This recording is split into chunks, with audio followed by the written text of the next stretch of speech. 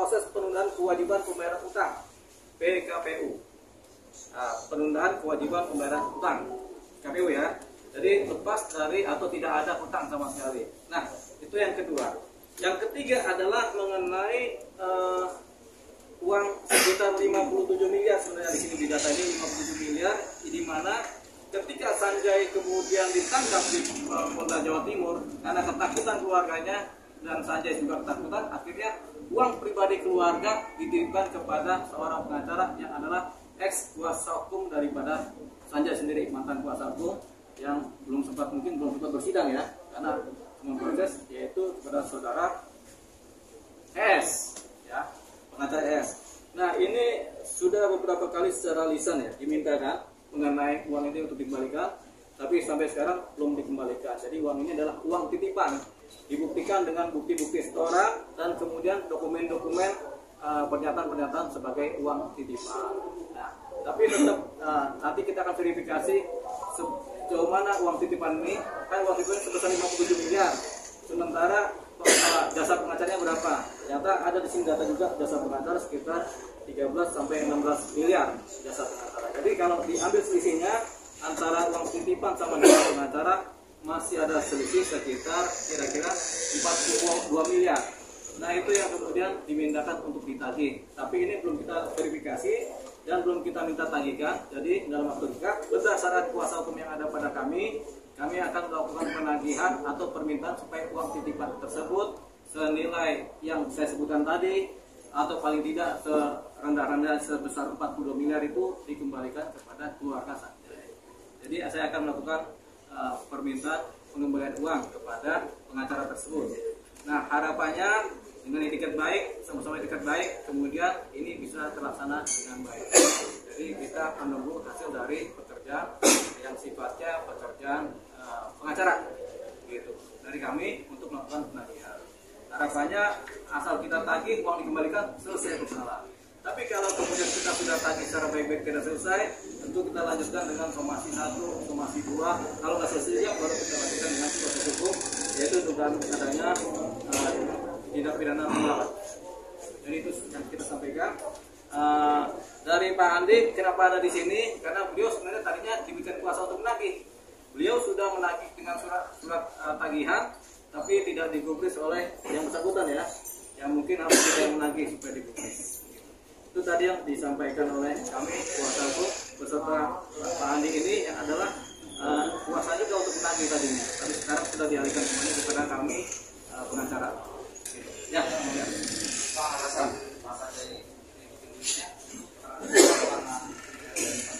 Iya, karena ketakutan, kan keadaan situasional psikologis sehingga dia takut, keluarganya juga takut karena kan ini ada proses hukum kan dari Polda Jawa Timur, akhirnya mereka uang pribadi keluarga ini dititipkanlah kepada pihak pengacara pendahulu.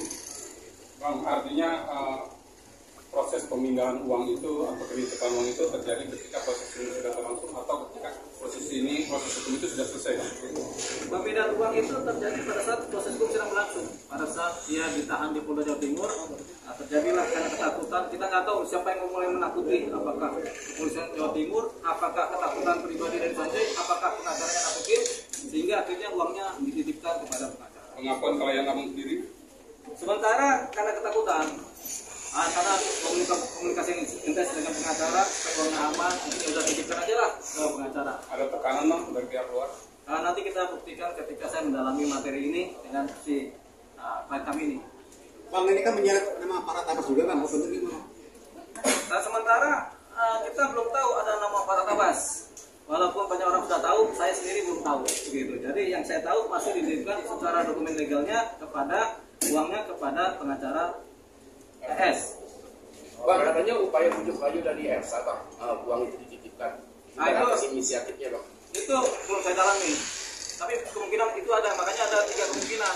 Kemungkinan pertama karena ditakut-takutin, karena ketakutan, dan kemudian karena takut-takutin juga. Jadi karena situasional ya, ketakutan sama penahanan, ditakut-takutin kemungkinan sama pengacara, kemudian ditakut-takutin sama penegak hukum lain, sehingga kemudian akhirnya beralih. Mas Sanjay pas minta uangnya pihak EZ seperti apa Bang?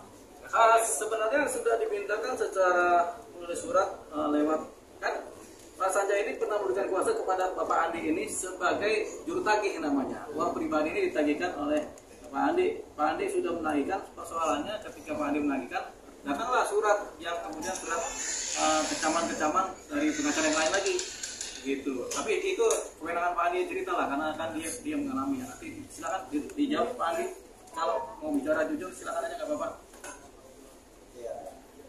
Jadi memang terus terang kami sebagai member UMKM Mimals waktu itu panik pada saat bisnis yang mana kami beriklan di aplikasi Mimals waktu itu tiba-tiba digerebek oleh oknum Polda Jatim.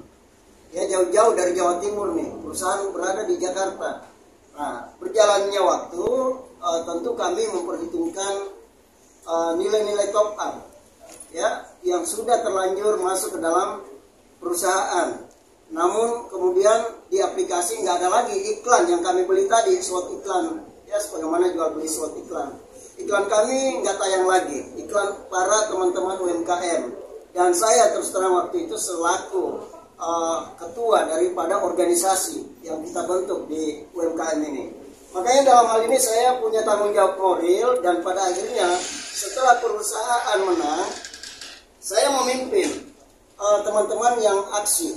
Kalau teman-teman yang PKPU itu saya nggak sejauh itu, karena saya melihat bahwa ini ada yang terzolimi nih, ada yang nggak beres ini, yang tiba-tiba perusahaan digerebek dadakan gitu. Gak ada member yang keberatan, gak ada member yang laporan, dan terbukti bebas. Ya, ada apa gitu ya? Artinya kami meminta kebijakan dari perusahaan dalam hal ini Pak Sanjay selaku owner.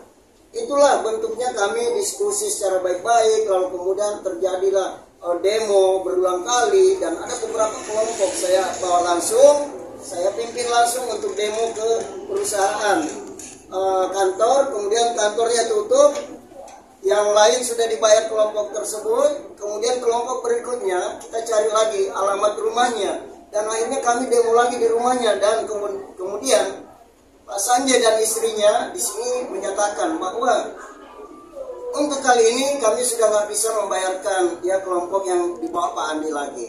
Karena kenapa? Dana yang kami tunggu sebagai dana yang kami titipkan kepada yang bersangkutan lawyernya pada di awal, ya.